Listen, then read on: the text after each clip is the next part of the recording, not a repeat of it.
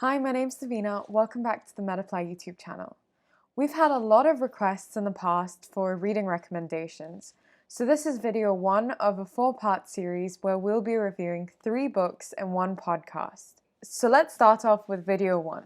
In today's video, we'll be reviewing When Breath Becomes Air by Paul Kalanithi. When Breath Becomes Air is a memoir of Paul Kalanithi's life, a top neurosurgeon who has journeyed through several years of study to finally find his calling in medicine and specifically neurosurgery. He talks through starting off studying other degrees and finally coming back to medicine as it fulfilled his interest to be involved in a career that questioned the true meaning of life and death.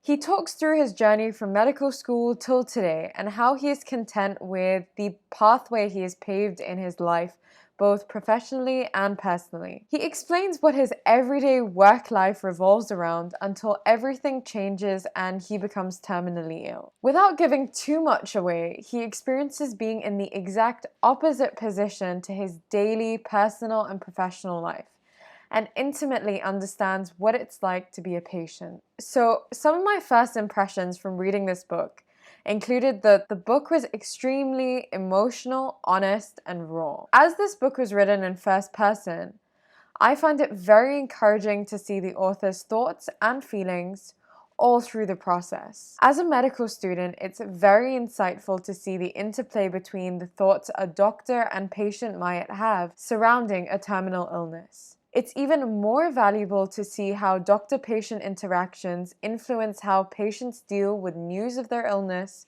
how their families react, and how soon they may recover. Now let's talk about the relevance of this book to medicine.